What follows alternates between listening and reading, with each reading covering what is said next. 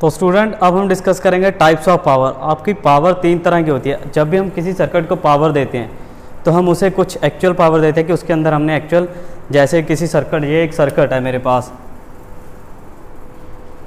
इसको मैंने 10 वोल्ट दी यहाँ से, इसके अंदर ये एक रेजिस्टेंस है, जितनी इस वायर का रेजिस्टेंस है वो कुछ ना कुछ पावर को डिसिपेट कर देगा इन दी फॉर्म ऑफ हीट, और जो बाहर निकल गई पावर वो मेरे लिए यूज़फुल नहीं है क्योंकि वो तो मेरे काम नहीं आई।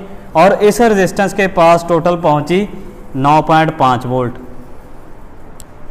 तो यहीं पे पावर के आपके 3 पार्ट हो जाते हैं कि आपने एक्चुअल दी क्या, पहुंची क्या, और जो निकल गई वो कितनी थी। तो ये है आपका सबसे पहले ट्रू पावर, रियल पावर और एक्टिव पावर। ये तीनों का मीनिंग एक ही है, ट्रू जो असली में दी गई है, रियल जो असली में उसमें जा रही है, और एक्टिव जो एक्चुअल आपकी एक्टिव है।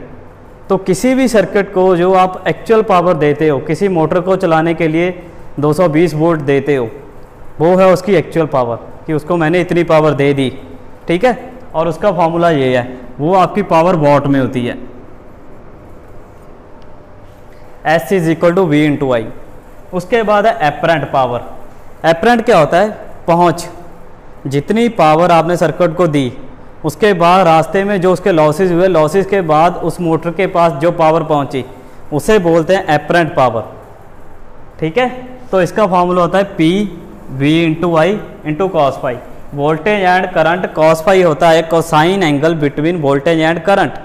वोल्टेज एंड करंट के बीच का जो एंगल, कि वोल्टेज आगे चल रही थी, करंट आगे चल रहा था, उनके बीच का एंगल। तो ये है एपरेंट पावर का फॉर्मूला। उसके बाद है तीसरा आपका रिएक्टिव पावर। जब सर्किट के अंदर पावर अप्लाई की, उसके साथ सर्किट के अंदर हीट लॉसेस आए, हीट लॉसेस आने की वजह से जो पावर मेरी यूज़ नहीं हुई, अनयूजफुल पावर, जैसे एक कॉइल के अंदर पावर दी, उसके अंदर क्या है, मैग्नेटिक फ्लक्स के साथ कुछ लॉसेस हुए, जो पावर एक्चुअल में यूज़ नहीं हुई वो बाहर निकल गई, उसे बोलते हैं रिएक्टिव पावर।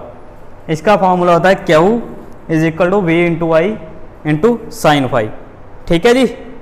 तो ये तो हैं आपके 3 types of power. Okay, thank you.